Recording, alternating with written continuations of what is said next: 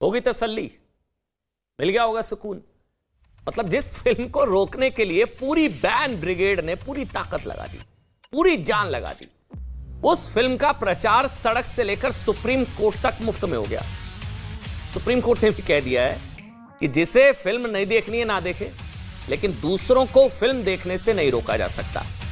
इसलिए ना the Kerala story की पूरी टीम को, हमें ऐसा लगता है कि द केरल स्टोरी की पूरी टीम को, मतलब अगर टीम की तरफ से विपुल शाह अदा ये शो देख रहे हैं, तो द केरल स्टोरी की पूरी टीम को आज ममता बनर्जी का हाथ जोड़कर धन्यवाद करना चाहिए। उनको धन्यवाद के साथ ममता बनर्जी को फूल भिजवाने चाहिए, धन्यवाद वाले, क्योंकि उनके बैन या उनकी तरह फिल्म का विरोध करने वालों की वजह से ना फिल्म ने बड़े बड़े रिकॉर्ड तोड़ दिए। और आज भी कोर्ट में वही हुआ। जिस फिल्म को बैन करने के लिए पश्चिम बंगाल की सरकार ने एड़ी चोटी का जोर लगा दिया ना, जिस फिल्म पर रोक लगाने के लिए पश्चिम बंगाल की सरकार सुप्रीम कोर्ट तक चली गई, आज उस फिल्म पर लगे बैन पर सिर्फ सुप्रीम कोर्ट ने रोक लगा दी, बल्कि असहनशील बैन ब्रिगेड के मुंह पर एक करारा तमाचा भी मारा। इतना ही नहीं, आने वाले दिनों में भारत के मुख्य न्यायाधीश, सुनिएगा बहुत ध्यान से, भारत के मुख्य न्यायाधीश समेत इस मामले की सुनवाई कर रहे सुप्रीम कोर्ट के 3 जज खुद द केरल स्टोरी देखने को लेकर फैसला ले सकते हैं। हम बार बार कह रहे हैं कि द केरल स्टोरी की पूरी टीम अगर यह शो देख रही है, वो ममता बनर्जी को धन्यवाद दें, उन्होंने फिल्म को बैन किया, वो जाएं उनको धन्यवाद दें, फूल भिजवाएं, क्योंकि अब खबर यह भी आ रही है, फिर से सुनिएगा, इस पूरे विवाद के बाद सुप्रीम कोर्ट ने एक तो बैन हटा दिया है, दूसरी बड़ी खबर यह है कि सुनवाई कर रही सुप्रीम कोर्ट ने के 3 जज खुद द केरल स्टोरी देखने को लेकर फैसला ले सकते हैं। इतना बड़ा एहसान किया ममता बनर्जी ने द केरल स्टोरी की टीम पर। दरअसल ममता बनर्जी की सरकार ने, क्या हुआ था, 8 मई को द केरल स्टोरी को पश्चिम बंगाल में दिखाए जाने पर रोक लगा दी थी। आप सभी जानते हैं, पश्चिम बंगाल में बैन। इसके बाद फिल्म के प्रोड्यूसर्स सुप्रीम कोर्ट पहुंचे और आज सुप्रीम कोर्ट ने इस मामले में सुनवाई की, और सुनवाई के दौरान सुप्रीम कोर्ट ने 3 बड़ी बातें स्पष्ट की हैं। बहुत ध्यान से सुनिएगा, एक तरीके की नजीर आज पेश की गई है। पहली, कानून व्यवस्था बनाए रखना राज्य सरकार का दायित्व है। Law and order state subject है और आपकी रिस्पॉन्सिबिलिटी है लॉ एंड ऑर्डर को मेंटेन करना।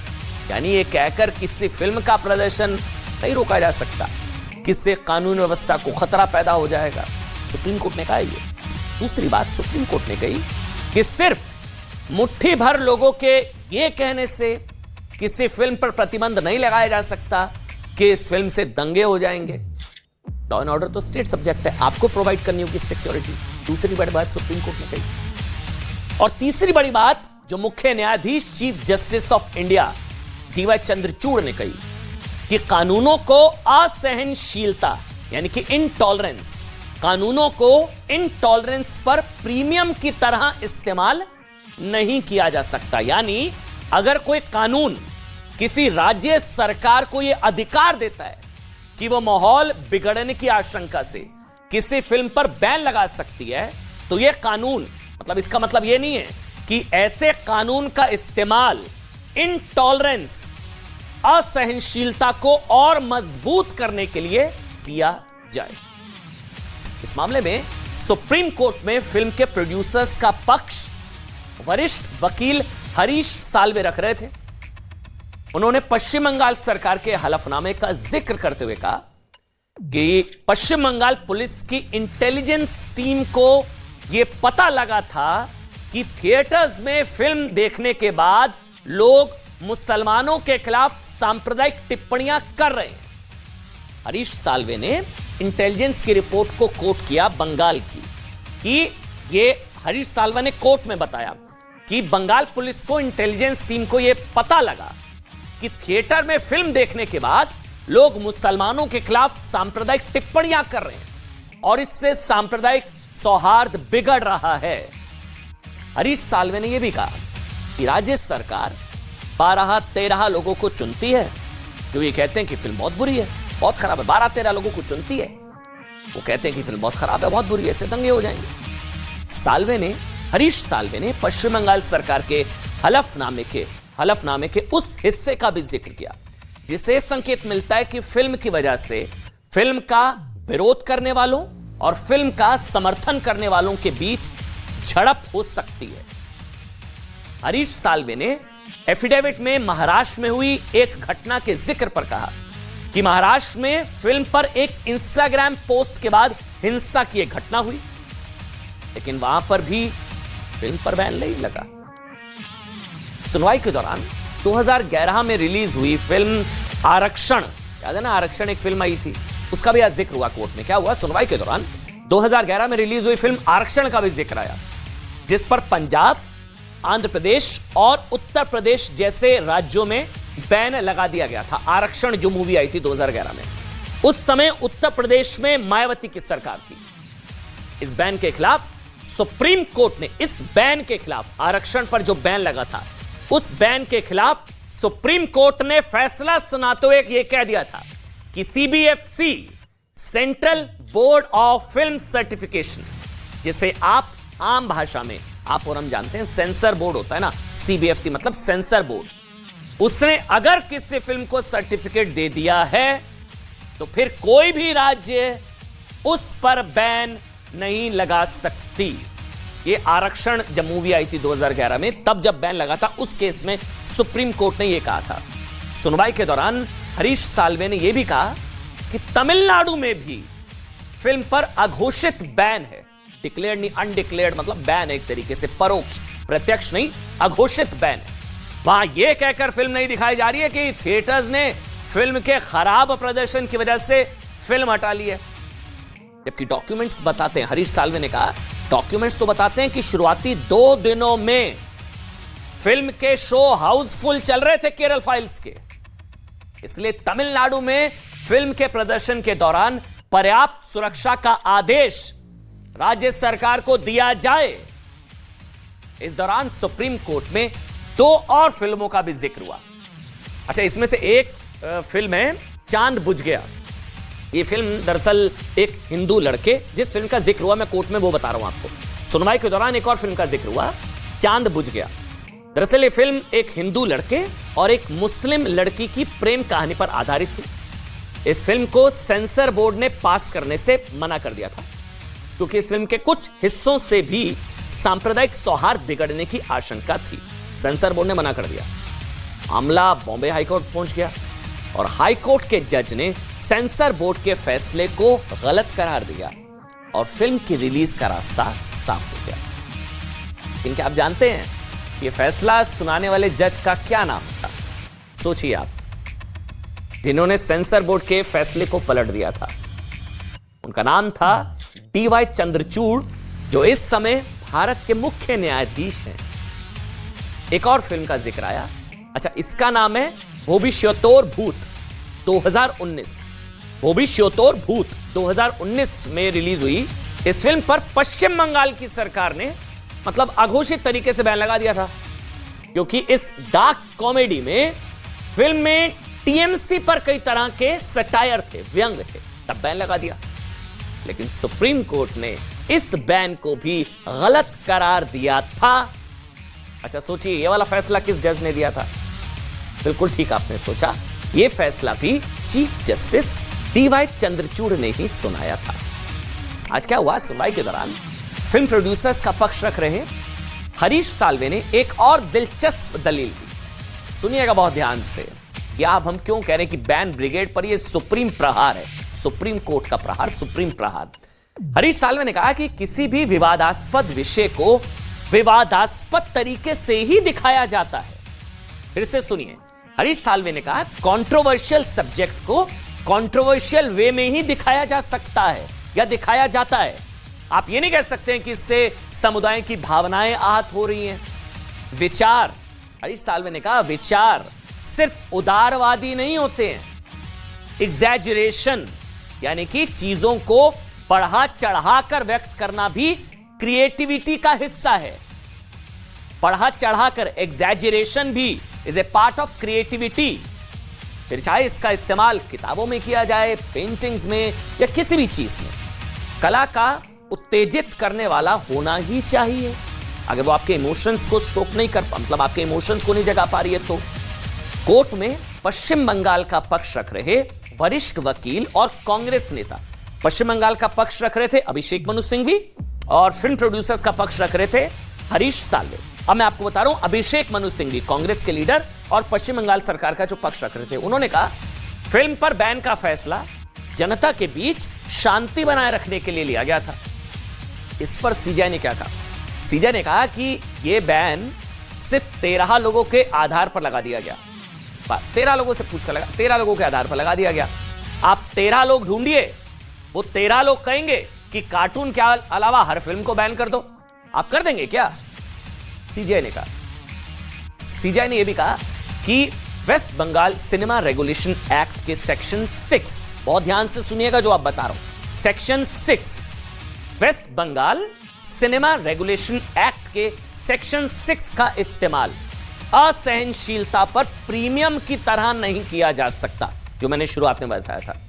दरअसल समझिए सेक्शन 6 है क्या, जिसके आधार पर राज्य सरकार को हक मिल जाता है कि आप बैन कर सकते हैं फिल्म को। दरअसल West Bengal Cinema Regulation Act का सेक्शन 6 किसी भी स्टेट गवर्नमेंट को या राज्य सरकार, बंगाल सरकार को यह अधिकार देता है कि अगर उसे लगता है, उसे सिर्फ लगता है कि किसी फिल्म से माहौल बिगड़ सकता है, तो सरकार उसका प्रदर्शन रोक सकती है, फिल्म को बैन कर सकती है।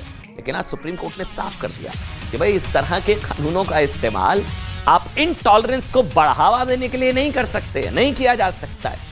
असहनशीलता को बढ़ावा देने के लिए सेक्शन 6 का इस्तेमाल नहीं किया जा सकता। जब मुख्य न्यायाधीश ने कहा कि भाई देश के किसी और हिस्से में तो फिल्म पर बैन नहीं है, सीजेआई ने कहा कहीं और बैन नहीं है, तो इस पर अभिषेक मनु सिंघवी ने कहा कि पश्चिम बंगाल का डेमोग्राफिक प्रोफाइल औरों से अलग है। यहां डेमोग्राफिक प्रोफाइल की बात आई, फिर अभिषेक मनु सिंघवी ने कहा कि भाई पश्चिम बंगाल का डेमोग्राफिक प्रोफाइल थोड़ा सा अलग है। इस पर सीजेआई ने कहा कि तो पूरे राज्य में फिल्म पर ब्लैंकेट बैन लगाने से अच्छा था कि फिल्म की स्क्रीनिंग को सिर्फ उन जगहों पर लगाया जाता जहां समस्या होने की आशंका है। ब्लैंकेट बैन क्यों भाई? सीजेआई ने यह भी कहा कि मूल अधिकार लोगों की भावनाओं पर आधारित नहीं हो सकते हैं। मूल अधिकार लोगों के इमोशंस, भावनाओं पर आधारित नहीं हो सकते हैं। भावनाओं के प्रदर्शन को नियंत्रित करना होगा, आपको नियंत्रित करना होगा, स्टेट गवर्नमेंट को नियंत्रित करना होगा। भावना मतलब प्रदर्शन को आपको नियंत्रित करना होगा। आपको फिल्म नहीं देखनी, मत जाइए, तो देखना चाह रहे उनका अधिकार क्यों मार रहे हैं? ये तमाम बातें आज सुप्रीम कोर्ट में जो है सामने आज निकल कर आई, जिस पर सीजेआई की तरफ से एक पक्ष दिया गया और साथ ही बंगाल सरकार और हरीश साल्वे की तरफ से एक पक्ष दिया गया। हालांकि इस दौरान कोर्ट ने फिल्म के प्रोड्यूसर्स को निर्देश भी दिया, यह भी ध्यान से सुनिएगा, कि फिल्म से पहले एक डिस्क्लेमर लगाया जाए जिसमें यह बात लिखी हो कि 32,000 का जो आंकड़ा, उसका कोई पुख्ता डेटा नहीं है। इस दौरान वरिष्ठ वकील और समाजवादी पार्टी के नेता कपिल सिब्बल ने जमीयत उलेमाए हिंद का पक्ष रखते हुए कहा, कपिल सिब्बल की भी एंट्री हुई, उन्होंने कहा कि भाई फिल्म के डायलॉग्स तो फिल्म में दिखाए गए आंकड़ों से भी खराब है। इसके बाद कपिल सिब्बल ने बेंच को कहा, जब आप फिल्म देखेंगे तो आपको इसके प्रभाव का पता चलेगा। इस पर चीफ जस्टिस ने कहा कि हम देखेंगे, हमें फिल्म देखनी है या नहीं देखनी। इसके अलावा सुप्रीम कोर्ट ने आज तमिलनाडु सरकार को भी ऑर्डर दे दिया, आदेश दे दिया कि थिएटर्स में पर्याप्त सुरक्षा मुहैया कराई जाए। तमिलनाडु में सरकार ने फिल्म पर बैन तो नहीं लगाया, लेकिन मैंने आपको बताया ना, अघोषित बैन एक तरीके से, लेकिन यह दावा जरूर किया गया है कि वहां के थिएटर्स मालिक फिल्म में कोई बड़ा स्टार ना होने या फिल्म को लेकर चल रहे विवाद की वजह से फिल्म दिखा नहीं रहे। कोर्ट में फिल्म पर बैन का समर्थन करने वाले पक्ष की तरफ से जो दलीलें दी गई, देखिए उससे एक बात स्पष्ट है कि हमारे देश में कुछ लोग हैं, एक बैन ब्रिगेड कह लीजिए, जो नहीं चाहती है कि उन्हें कड़वा लगने वाला सच दिखाया जाए, कड़वा सच। जबकि सच कितना भी कड़वा क्यों ना हो, उसे चाहे कितनी ही देर पहरे में रखा जाए, उसे चाहे कितनी यातनाएं दी जाए, लेकिन सत्य कभी पराजित नहीं होता। और केरल स्टोरी पर आज सत्यमेव जयते का दिन है। हाँ, उसे परेशान करने के लिए अलग अलग तरीके जरूर आजमाए जाते हैं। हमारे देश में सच का रास्ता रोकने वाले, आप जानते हैं, कई ध्रुव हैं, पोल्स होते हैं ना, कई ध्रुव है हमारे देश में सच का रास्ता रोकने वाले। इनमें से कुछ ध्रुव तो भारत के बाहर से ऑपरेट करते हैं कि लोग मनगढ़ंत तथ्यों को लाठी की तरह इस्तेमाल करते हैं। लोग सोचते हैं कि झूठ की इस लाठी से सच को हाँका जा सकता है। ये एक तरह का डिजिटल ध्रुवीकरण होता है। आप भी कभी कभी इसके ट्रैप में आ जाते हैं, एक तरीके का डिजिटल ध्रुवीकरण। वैसे तो कहते हैं कि ध्रुव तारा लोगों को अंधेरी रात में भी रास्ता दिखाने का काम करता है, लेकिन आज की तारीख में कई ऐसे ध्रुव हैं जो लोगों को भटकाने का काम कर रहे हैं। ये लोग YouTube पर अपने लाइक्स और सब्सक्राइबर्स बढ़ाने के चक्कर में या बढ़ाने के लिए देश की जनता को नंबर्स में उलझाने का प्रयास करते हैं। कहते हैं कि इतने नहीं, सिर्फ इतनी लड़कियों का धर्म परिवर्तन हुआ, इतना का नहीं हुआ, इतना का हुआ, सिर्फ इतनी लड़कियां सीरिया गई थी, वगैरह वगैरह। सवाल जानते हैं क्या इन लोगों से? छोड़िए 32,000, छोड़िए 32, अगर 1% लड़कियों के साथ या एक भी लड़की के साथ ऐसा हुआ है ना, तो क्या उसकी कहानी नहीं दिखाई जानी चाहिए? डर किस चीज का है? किस चीज का डर है इतना? दूसरी बात जानते हैं एक और ये कि आज ना सुप्रीम कोर्ट ने पश्चिम बंगाल में फिल्म के रिलीज का रास्ता साफ कर दिया, लेकिन कोर्ट में पश्चिम बंगाल की सरकार और पुलिस दलील देती रही कि इस फिल्म से दंगों का खतरा है, दंगे हो सकते हैं। देखिए, भगवान ना करे, गॉड फॉरबिड्स, भगवान ना करे कि सरकार के डर की आड़ में अब कुछ लोग वाकई ऐसा कर बैठे, तो क्या सरकार को यह कहने का मौका मिल जाएगा कि हमने तो पहले ही कहा था? मतलब अब कल को खुदा ना खास्ता ना हो, लेकिन अगर कुछ उपद्रवियों ने, कट्टरपंथियों ने फिल्म के चक्कर में कुछ कर दिया, तो फिर क्या अब यह कहा जाएगा सरकार की तरफ से मैंने तो पहले ही बैन लगाया था, मैंने तो पहले ही कहा था? हम जानते हैं ऐसा क्यों कह रहे हैं, क्योंकि अतीत में कई फिल्मों को लेकर विवाद का डर रहा है, लेकिन law and order state subject है। लेकिन जब वो फिल्में रिलीज हुई तो कभी कोई परेशानी नहीं हुई। ये डर का माहौल हवा बना दिया जाता है। सच है, लोगों ने फिल्म देखी और घर चले गए। कुछ हिट हुई, कुछ फ्लॉप हुई, नहीं पसंद मत देखिए, पसंद है देखिए। लेकिन द केरल स्टोरी पर हुई राजनीति ने उसे बिना प्रमोशन पर खर्च के ही सुपर हिट बना दिया। मैं फिर से कह रहा हूं, द केरल स्टोरी की पूरी टीम को इस बैन ब्रिगेड को बुके भेजना चाहिए, फूल भेजने चाहिए, धन्यवाद करना चाहिए। देखिए, भारत में बैन होने वाली पहले फिल्म का नाम था नीले आकाशेर नीचे, जो 1958 में रिलीज हुई थी। यह फिल्म 1930 के दौर पर आधारित थी और इसके केंद्र में भी कोलकाता था। यह फिल्म मशहूर लेखिका महादेवी वर्मा की लघु कथा चीनी फेरीवाला पर आधारित थी। सरकार को डर था कि इस फिल्म के राजनीतिक तौर पर कई दुष्प्रभाव हो सकते हैं, लेकिन जब महादेवी वर्मा को यह बात पता चली तो उन्होंने तत्कालीन प्रधानमंत्री जवाहरलाल नेहरू से इस पर नाराजगी जताई। इसके बाद पंडित जवाहरलाल नेहरू ने फिल्म से प्रतिबंध हटाया और खुद महादेवी वर्मा के साथ यह फिल्म देखी।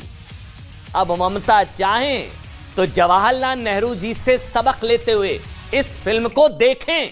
ममता बनर्जी द केरल स्टोरी को देखें, नेहरू जी से सबक लेते हुए, सीख लेते हुए, और उनकी पूरी कैबिनेट और पुलिस के अधिकारियों को भी यह फिल्म दिखाई जानी चाहिए। द केरल स्टोरी की टीम को स्पेशल स्क्रीनिंग करानी चाहिए बंगाल सरकार के लोगों के लिए, ममता बनर्जी के लिए।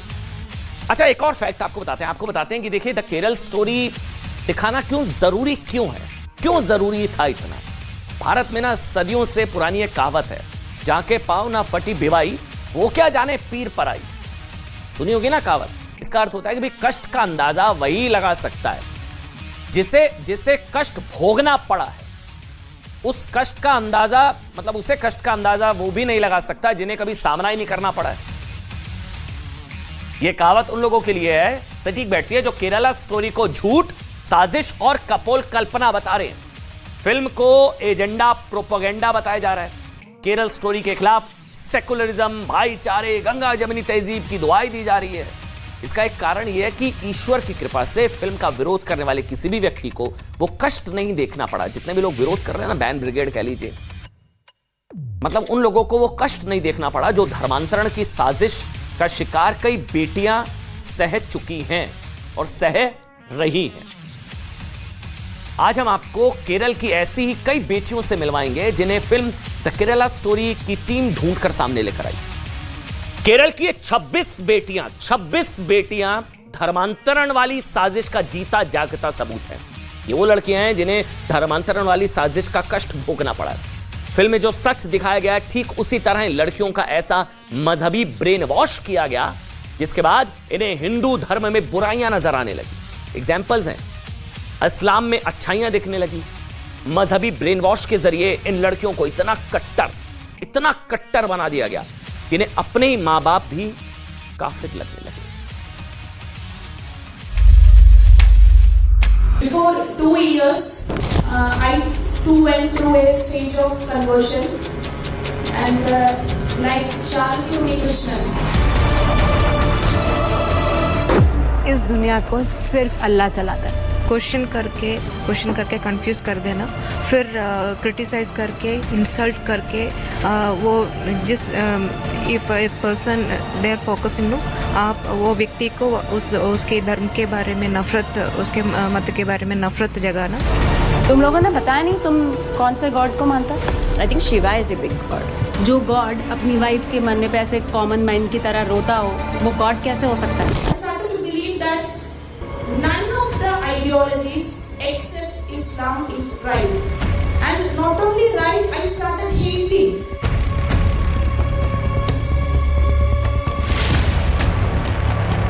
I told to them, anyway you are going to die as kafirs, you are going to be put in hell.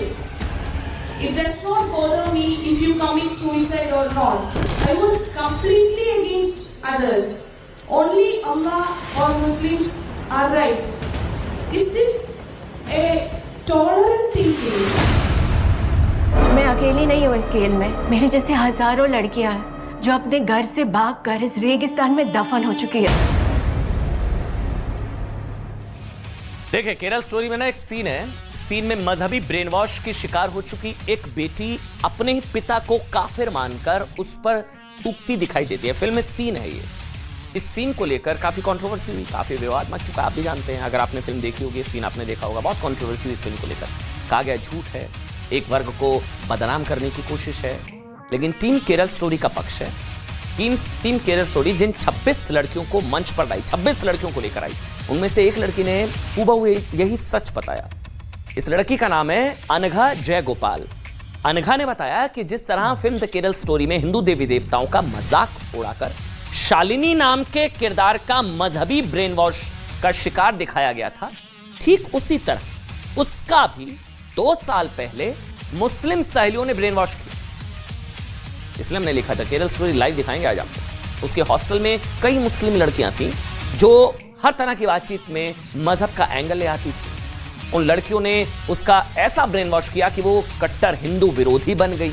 उसने अपने माँ बाप पर थूका तो नहीं, लेकिन उन्हें काफिर जरूर मानने लगी। सुनिए, ये लाइव गवाही है द केरल स्टोरी को लेकर। तुम लोगों ने बताया नहीं तुम कौन से गॉड को मानता? I think Shiva is a big God. जो गॉड अपनी वाइफ के मरने पे ऐसे कॉमन मैन की तरह रोता हो, वो गॉड कैसे हो सकता है? Means first they will ask questions, they will put you in confusion, and at that confused state, they will start criticizing our religion, that is our gods. The same exact questions: why are you having this much gods? Why are you praying to a stone? So much questions they keep on asking, and because of we are unaware about why we are following all these things, or I was unaware about my dharma, so I couldn't answer any of those questions. I am not knowing these things, so I have to search on. So I came to my parents and asked these questions what I faced from my friends, and also they started to share videos of Zakir Naik and Emma Member and all, and actually this videos of those people made me actually radicalized. I was radicalized to that ideology because I slowly, gradually, my brain was fed up with this radicalized ideology. I was becoming a dangerous girl, I must say, because I started to believe that none of the ideologies except Islam is right. अच्छा, सोचिए, अनघा ने आगे जो बताया ना वो तो और डेंजरस है, बहुत खतरनाक है। अनघा के मुताबिक उसे इस हद तक कट्टरपंथी बना दिया गया था कि वो अपने ही माता पिता से नफरत करने लगी, माता पिता को काफिर मानने लगी थी। उसे इस बात का भी फर्क नहीं पड़ता था कि उसके माता पिता इतने दुखी हैं कि सुसाइड के बारे में सोचने लगे। सुनिए आप, ये लाइव है गवाही जो हम आपको दिखा रहे हैं। अब ये केरल, ये तो झूठ नहीं हो सकता ना। ठीक है तेरे बाबा,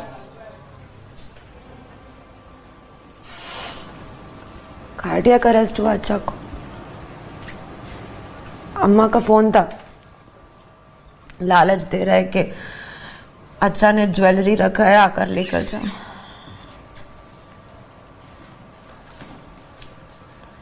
तो मिले आ जाकर।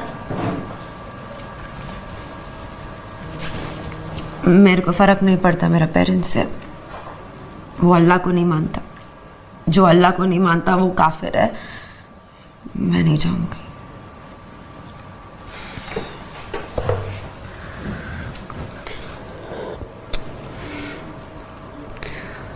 अल्लाह तुम्हें नेक काम के लिए तौफीक दे। देखो बैठो, मैं बैठो। देखो तुम अपनी जगह बिल्कुल ठीक हो अनीशा, पर जब तक तुम अपनी पास्ट लाइफ में नहीं जाओगी अपनी पुरानी यादों को कैसे मिटाओगी? और ऐसे तो तुम अनीशा बनने के बाद भी गीतांजलि को कभी नहीं बुला पाओगी। देखो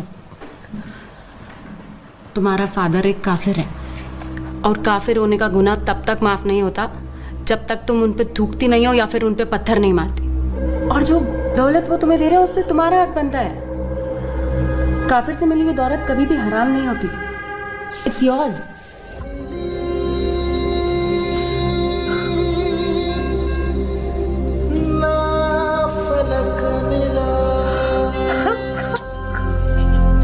I was from a practicing Hindu family, and puja and all are going on in my home.